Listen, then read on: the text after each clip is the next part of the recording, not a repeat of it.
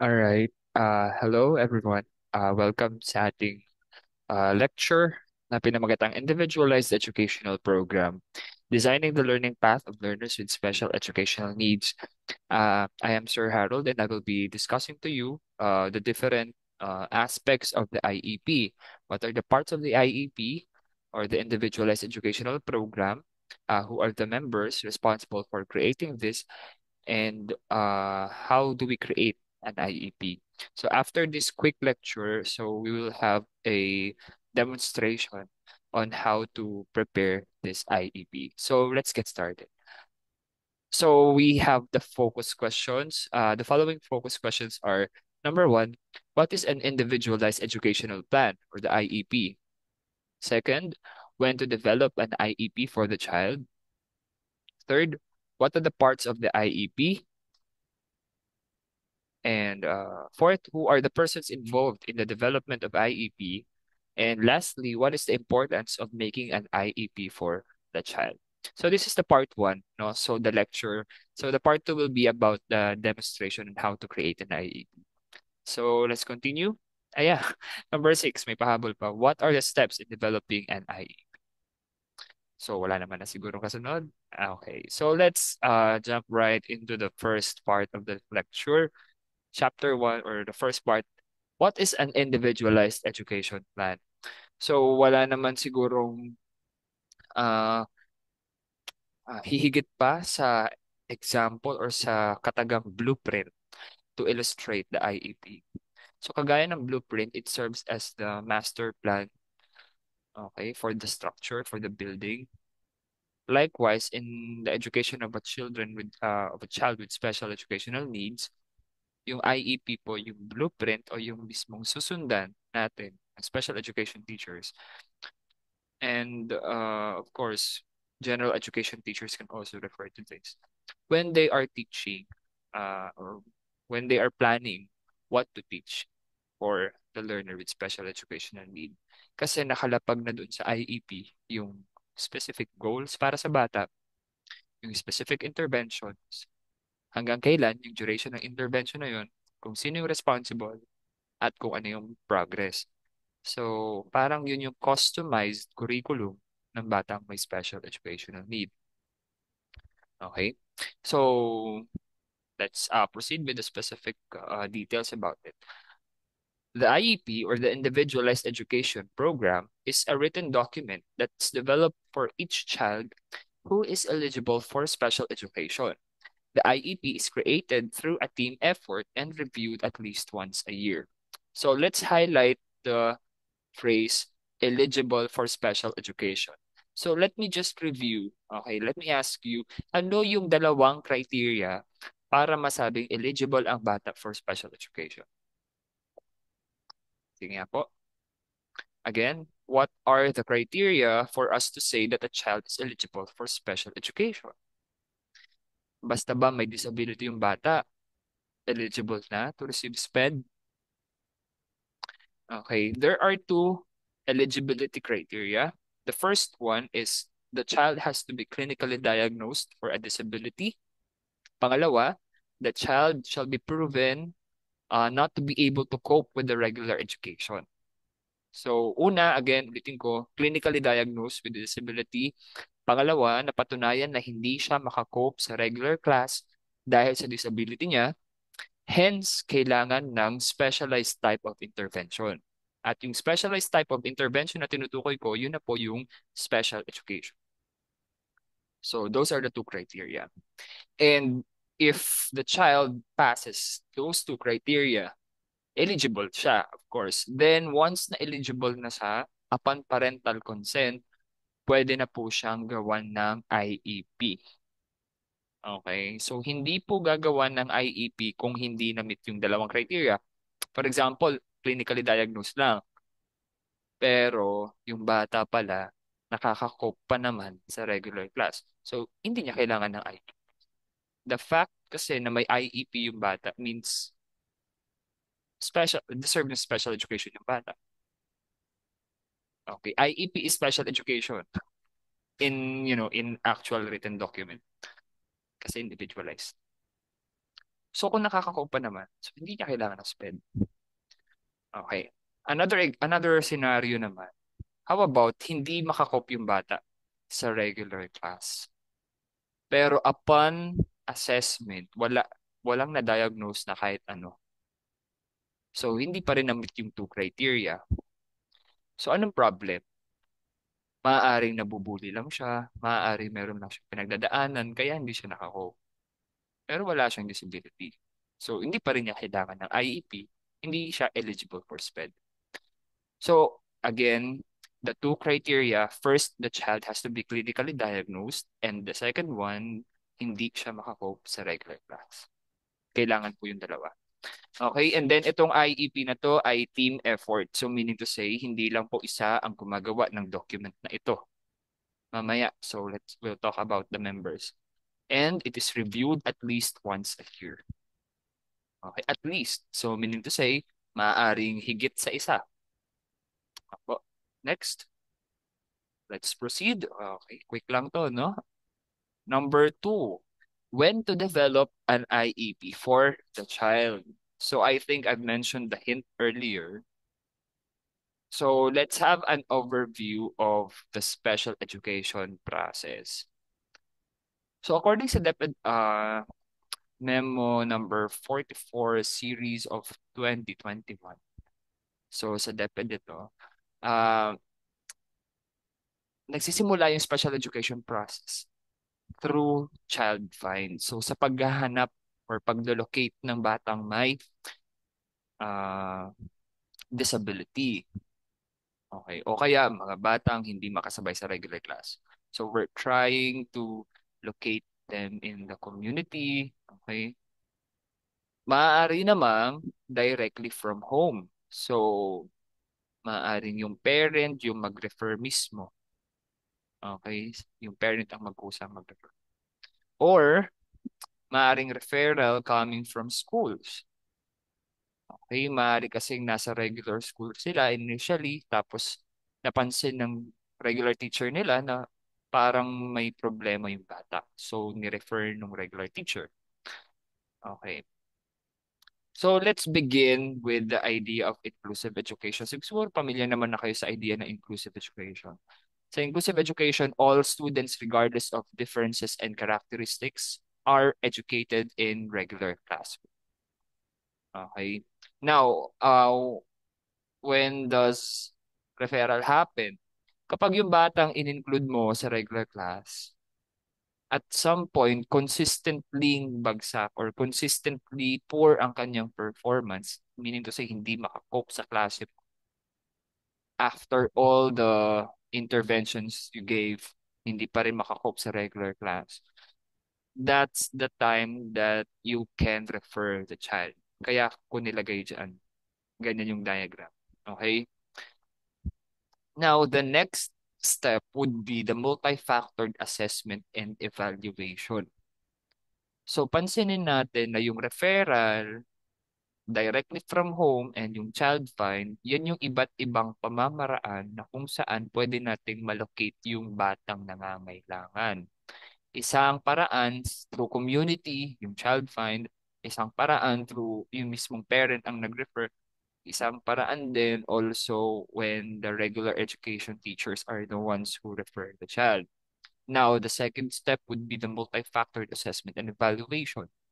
So in assessment and evaluation, they are two technically different terms. Assessment means gathering data. Evaluation means making decisions out of the data that you've gathered. So, tinawag naman siyang multi-factored kasi iba't ibang aspeto ang pinagkukunan mo ng data. So, you gather from family background, you gather data from the family, you gather data from the school, you gather data from the medical or uh, hospital records. Okay? So, multi-factored. Hindi lang isa. Parang sa research, di ba may principle of triangulation? So, hindi ka lang nagbabase sa isang source. So, as much as possible, you use multiple sources and then you connect them all together to make your findings reliable. Ganun din po dito, multi-factored. So once nag-gather mo na yung mga data na kailangan mo, you the medical doctor or the developmental pediatrician or the psychologist sometimes are the ones who evaluate the results. So sa evaluation, nabanggit ko kanina, it's making decisions or making judgments out of the data you've gathered from assessment. So example ng assessment ay yung the observation, interview, review of records, then you gather data. Then example ng evaluation is when diagnosis is made. So for example, out of the data na gather, so nag-converge yung mga data to come up that the child has autism spectrum disorder. The diagnosis or the finding of autism spectrum disorder is the example of evaluation. Okay. Next, after the child has been assessed and evaluated and turns out na kunwari merong autism yung bata, the next step would be eligibility determination. In eligibility determination, so again, I will recall the two criteria I've mentioned earlier. The first, dapat clinically diagnosed, which kung lumabas ka sa evaluation, may diagnosis. Then, check na yung number one. Yung second criteria, ano uli yung second criteria natin? Okay, dapat hindi makakope sa regular education or hindi niya kayang makasabay sa regular class. So when those two criteria are met, proceed tayo. So that's the time that you're going to make the IEP. So program planning na po ang kasunod. Okay, kung hindi po eligible, hindi tayo tutuloy dyan. Pero meron tayong ano dito,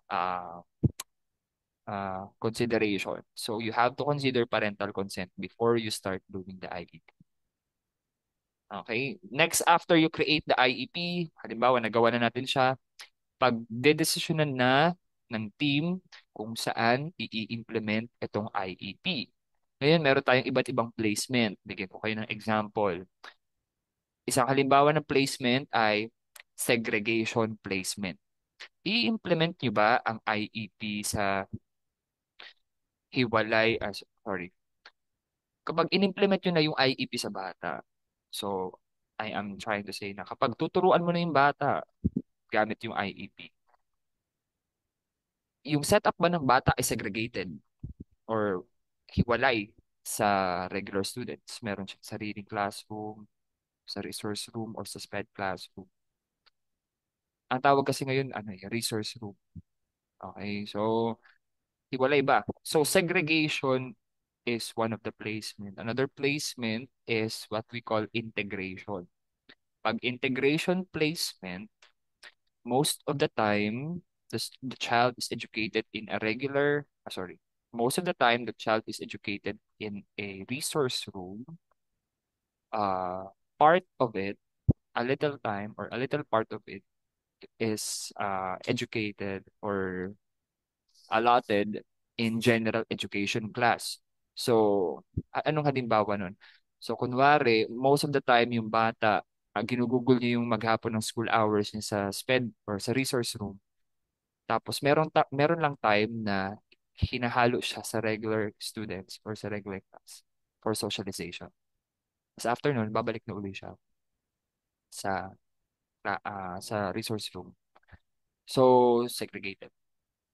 But ano the difference with integration and segregation? Pag segregation kasi, all the time you are separated.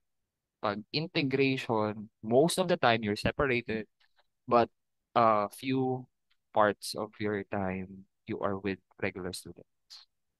Then, third example of placement is mainstreaming.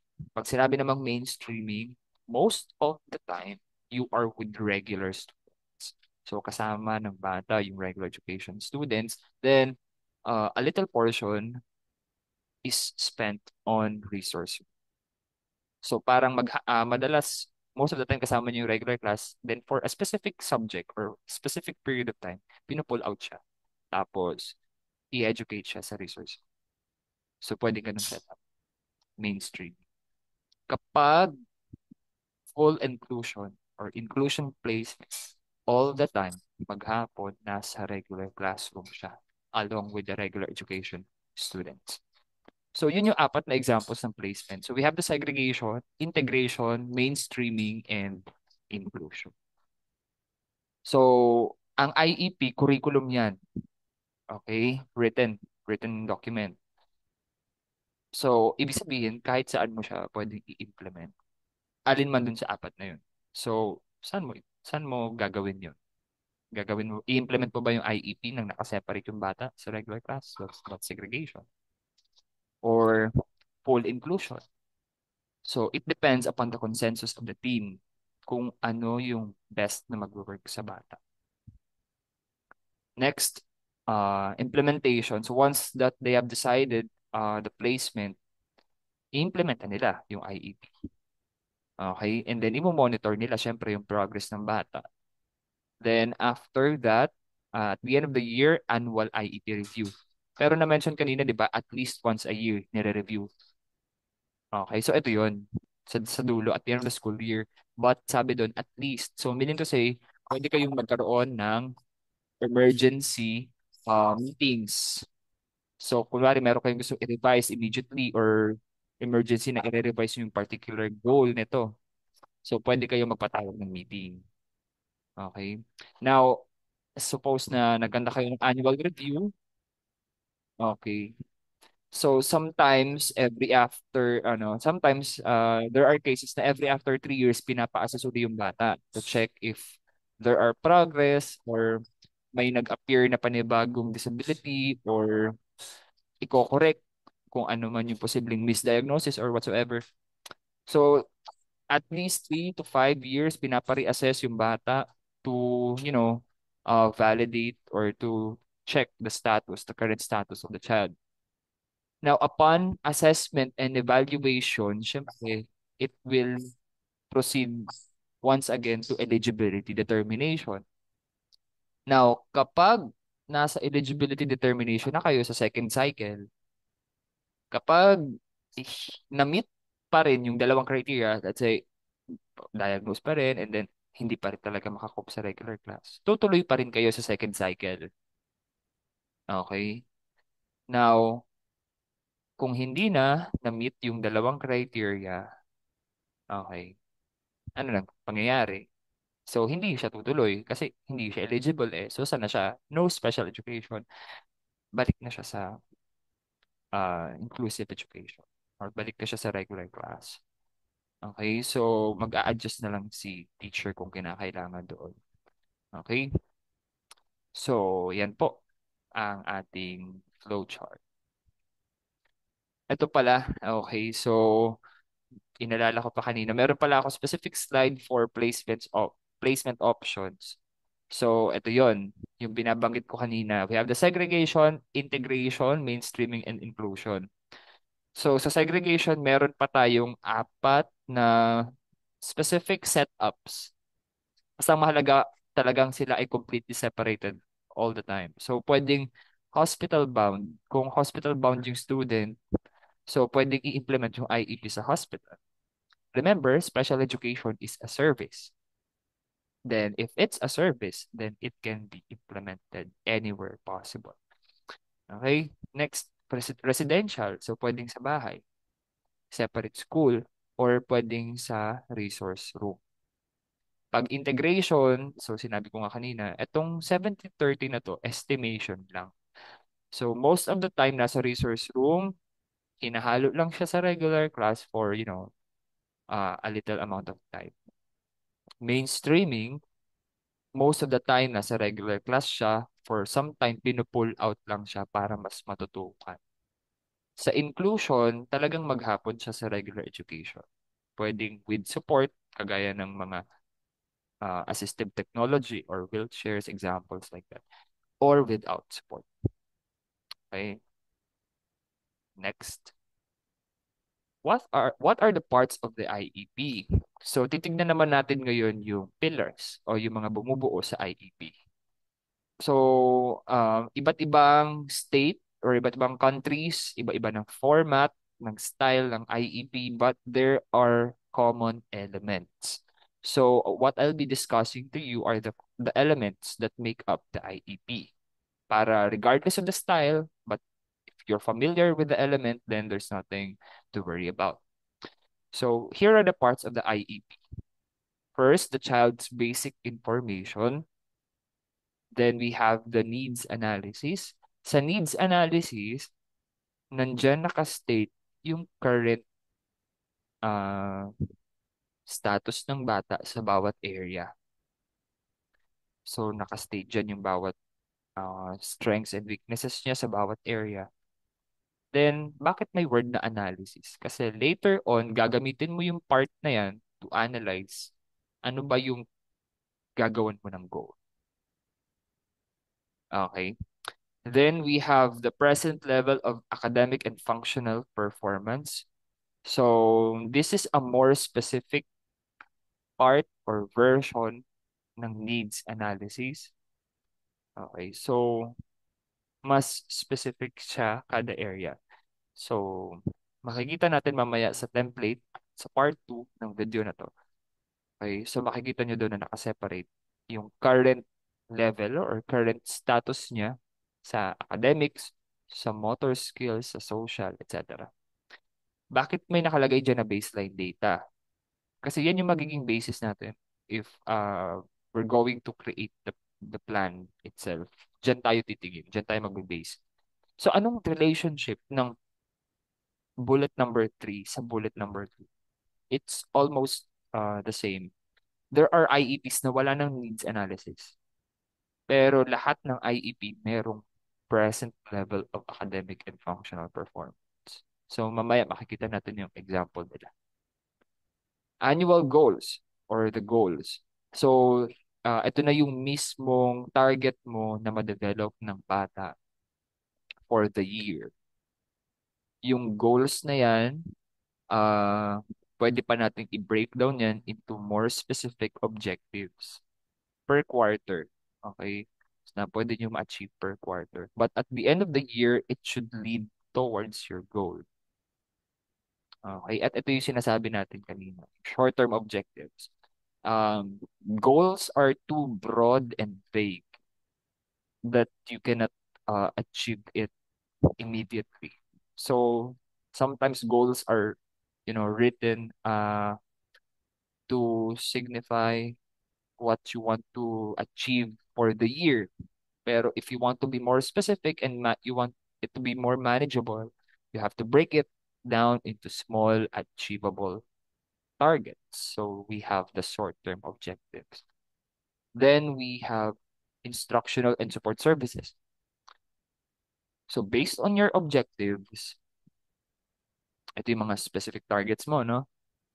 What are your interventions to achieve that particular objective? For example, your objective is uh, the child will be able to pronounce CBC words properly without guidance for at least 9 out of 10 trials. So yun kunwari yung objectives mo. Then what are your interventions? What are your instructional and support services? So for example, you'll be recommending speech therapy as one of the support services. Pangalawa, instructional service, for example, one-on-one tutorial on phonics. Okay? Ano pa ba mga pwedeng intervention? Okay? Storytelling. Okay? And other interventions we can do to enhance literacy or reading. Then, measuring progress. Meron ding specific part na mag-i-indicate kung ano yung progress ng bata sa specific part, sa specific objective. Okay? To indicate ano na yung current status ng bata or current standing ng bata sa objective na to. Then, we also have transition program. This transition program is applicable if the child is preparing for adult life. Usually, when you're preparing an IEP for an adolescent student, So adolescent na yan eh. So kailangan at that age, hinahanda na natin sila for adult life or at least ma-orient sila. So pag adolescent na yung estudyante mo, usually kasama sa piniprepare mo sa IEP, nagpe-prepare ka na rin ng transition program. Okay? And then, but if your students are uh, younger, sometimes transition program uh, are not included. Okay? But I want to point out that there are different types of transition. Some transition are school to adult life. Nabanggit po kanina. School to employment, school to entrepreneurship. But some transitions involve school to school. So, pwede kasi siya sa bata. So, for example, transition from preschool to elementary school. Okay. Transition from resource room to regular class. Okay, so pwede yon. Okay. So, pero most commonly, transition programs are utilized when students are preparing for adult life, work life, and independent living. Okay, later on, it will make sense once we get to see the parts or the template as we conduct demonstration on how to create the IP, to write the IP. Now, let's move to the next topic. So we have the main characters who are the persons involved in the development of an IEP. Okay, so here are the members of the IEP team. First, the parent or the guardian. Then we have the general education teacher or the regular education teachers, special education teacher, of course, related service provider, for example, school nurse, therapists, okay, district representative. So especially in the US, so meron silang ganyan. Okay, so representatives are the ones who uh, ensure that policies are implemented as far as their law in creating IEP is concerned. And district representatives also, connect the schools with the LGU or the local government unit. And then next, representative of any participating agency. Suppose that you are planning for transition. Kasama na yung preparation for transition program, di ba? Sa transition program, yung last na bullet na minention ko, if we are preparing this adolescent student for employment, so at some point, we have to tap institutions na kung saan pwede niyang paglipatan. Okay? Once or pagtrabahuhan, once na matapos na siya sa schooling. So, for example, yung bata ay gusto niyang maging fireman or firefighter. So, sometimes when one of the ways to prepare for that, when we create transition program, we also tap institutions related to that to our goal for the child. So kung gusto niya maging firefighter, sometimes we'll communicate, coordinate with fire station or any institution that can help the child be trained in firefighting. Okay. But kung iba naman yung gusto ng bata, if the child wants another direction, say the child wants to become uh cashier. Okay. For example, at a supermarket. So, ang pwedeng agency or institution na itap ay yung mga commercial establishments, no, yung mga malls, businesses. Ayan. Then, another member of the IEP team, of course, the student. Hindi pwedeng mawala ang student. Okay, because part of the decision-making process would come from the student. But if the student cannot decide on their own, parents and the guardians will take place. Okay, so ano po ang role ng SPED teachers and general education teachers? General education teachers are the ones to be consulted about the goals. Okay, kasi ano ba ang goal? No? Halimbawa, paano ba magbe-base? sa goals. So ano ba ang kinalaman ng general education teachers? So for example, the child is 9 nine years old. Okay. Then usually yung mga 9 years old, ano ba ang grade level nila? At what level are they in elementary grades? So sabihin natin 9 years old are commonly in fourth grade. Now, you will consult the general education teachers about the competencies or standards for grade 4 level. Now, once you have the standards for the grade 4 level in general education, special education teachers are now going to make accommodations and interventions or modifications on that standards to customize it for the child. Therefore, making sure that our goals for the child are still inspired from the standards we have in the general education. Okay. So, magme-make sense lang sa bata because we're now doing adjustments. We're now customizing it to the child. And then another member of the IEP team are the individuals who can interpret the evaluation results. Sometimes psychometricians to make the test results uh, understood by parents. Here are the other related service providers. We have physical therapists who offer physical therapy, another service, occupational therapy, speech and language, behavioral therapy, orientation, and mobility. Here are their focus. If we want to address or improve students' body movement, we go for physical therapy. If we want to improve children's self-help skills, daily living performance, we go for occupational therapy. If we want to improve their behavior, we also go for occupational therapy. Communication skills, pronunciation, articulation, speech language, emotional and behavioral responses, behavioral therapists, movement and navigation for blind students.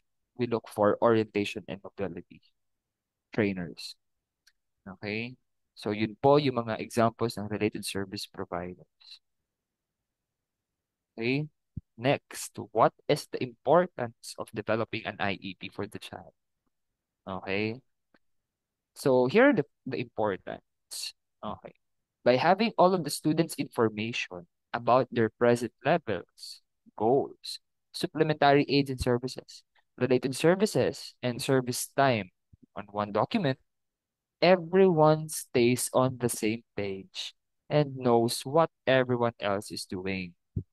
There is never a question about whether a student should be receiving speech therapy or how much service time they get in math. So ano ang reason? Una, it keeps every member on the same page. Kasi mahirap nga naman kung bawat member naliligaw. Ano na, nasa na, ano na status ng bata, ano nang dapat gawin, anong intervention, anong goal na yung wini-workout sa mga yan. But when you have the IEP, all members have the same reference, they're on the same boat, traveling in one direction. They know what to do, they know what the current goals are we working on for the child. They know what services are suggested. They know how long these services have to be implemented. That's it. And then this transparency helps with accountability and monitoring student progress. So may portion kasi doon sa IEP na kunwari, ito yung service or yung intervention, it is also naka-indicate din doon kung sino yung mga person responsible to do those intervention. Okay, so ibig sabihin, when you look at the IEP, you have an idea on who are the persons responsible on doing this intervention and thus enhancing accountability. So hindi yung nagtuturoan tayo na sino ba dapat dyan? Sino ba dapat dyan? Okay, so elaborated doon. And it helps in monitoring student progress. Okay, because you have the goal, ito yung standards, ito yung dapat yung ma-meet. So when monitoring the progress, you just have to look at the performance and then look at your target if they were achieved or not. So it helps in monitoring. Unlike if you don't have the IEP, you know, wala tayong basis. Okay. By previewing the student's IEP prior to the school year beginning, teachers can be prepared for each student's special needs. This allows teachers to plan for classroom accommodations and modifications, build in service time, and learn what the student's areas of need are prior to the school year beginning. Prevention, ika nga, is better than cure. So being proactive is better than being reactive, but it's both are important.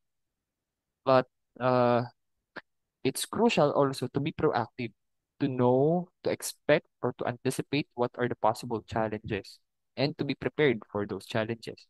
So if we have the IEP, we can, of course, these IEP have to be prepared before the school year starts, not during or not while the school year takes place. Kasi mahirapan kayo doon. Ideally, it has to be implemented or prepared before the school year starts. By knowing what your student needs ahead of time, you will be better prepared to help them be successful. Okay, meron pa ba? Ayan. An IEP is important because it can serve as a roadmap to student success. Hence, blueprint. The IEP outlines the service time, the supplementary aids and services, and related services that the team feels that the student needs in order to be successful. By following the IEP accurately or carefully, you're helping to set your students up for success. Okay, so now let's proceed on crafting the IEP. What are the steps in developing an IEP? As I mentioned earlier, we have different templates, no? Locally, internationally, but we have common elements. So if you're familiar with the elements, regardless of the format, you can still be able to draft or craft an IEP. So here is the IEP development process in a nutshell. Okay. So first, we have this, yung nasa blue rectangle. Okay, so first we have to develop the present level of academic achievement and functional performance, or the PLAAFP, or the PLAF statements. Okay, and then how do we do that? So makikita nyo na meron ditong mga uh, shapes. Okay, so we have the general curriculum expectations and then current skills and knowledge. Okay, so we have to gather data. We have to assess through interview or observation or reviewing of the records of the child in order for us to identify the current skills, and knowledge of the child for a particular area. And then we're going to consult the general education teachers on what are the expectations or what are the curriculum expectations for that age. So if the child is age 9, particularly on the third grade or fourth grade, so if you have already the current skills and knowledge out of the interview, observation, and assessment, we go for uh, consulting the general education teachers on the curriculum expectations for grade 4 or for third grade students. Then, once we connect and analyze these factors, we're now able to come up with the needs. Okay, so if we have this current status and these are the expectations, so obviously there is a gap.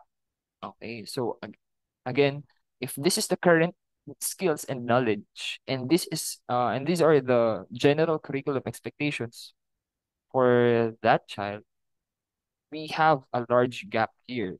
So itong gap na to, yun yung area of instructional need na dapat nating pag-focusan. Okay, and then after we identify the instructional need or the gap, we have to state it in a narrative format. So, ito na yung kalalabasan, the PLAF statements. Okay? So I will show you an example of PLAF statements later on the part two of this lesson. So after we have the PLAF, or we have the current, status of the child in narrative format, we will use that as our basis in order for us to write the goals. So we're now going to write the goals for the child. So take note that we're going to write measurable goals. What do we mean by measurable? We can say that the goal is measurable if you can observe it with your naked eye. If you can see for yourself that the child is able to do it. Okay? Kaya hindi tayo nagka-craft ng goals or objectives starting with the verb understand. Sa lesson plan, hindi tayo nagsisimula sa word na understand or know. Why? Because you cannot see, you cannot measure if the students know or if they understand. How do you know if they understand? How do you know if they know? Can you read the mind of your students? Basically, they are not directly measurable. That's why we have to look, or we have to use more specific verbs in order for us to, uh, accurately, specifically, directly see and observe the performance of the child. So instead of using the child will be able to understand the parts of the plant, because you cannot really know whether your student is understanding it or not. Why not use the word label? So at the end of the session, students will be able to label the parts of the plant correctly, independently. So being able to label something is something that you can see, di ba? Kaya mong makita siya. Kaya mong makita yung bata na nagde-label ng tama. So, kung tama yung pag-label ng bata, therefore you can conclude that the child understands it. Okay? Or if you're not going to use label, the child identifies the parts of the plant by pointing the proper picture with no guidance. So, pointing or identifying those verbs you can directly see, di ba?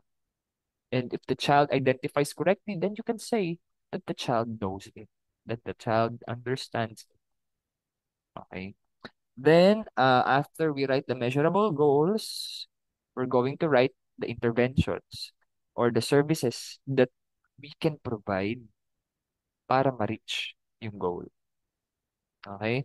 Then after we provide these interventions, we implement it and monitor it, and then we conduct the review. Okay? So, madali lang, right? Okay. So, before we end this portion, let me just share with you this. Perhaps some of you might be familiar with this. And we have the equality, equity, and justice. So in equality, the assumption is that everyone benefits from the same supports. Ganyan sa uh, inclusive education. Okay? Everyone has access. Okay? In equity, everyone gets the supports they need. Okay? Thus producing equity. If the student, despite providing the equal access, hindi pa rin siya nakakope, or hindi pa rin niya nakita, no? Kagaya nung maliit doon na bata. You have provided them the access. However, hindi pa rin siya makasabay. A specialized, form of something support has to be given. Okay? Then justice. The causes of the inequity was addressed. Okay, so these can also manifest in uh inclusive education, na kung saan yung barrier na mismo yung inaalis. Okay.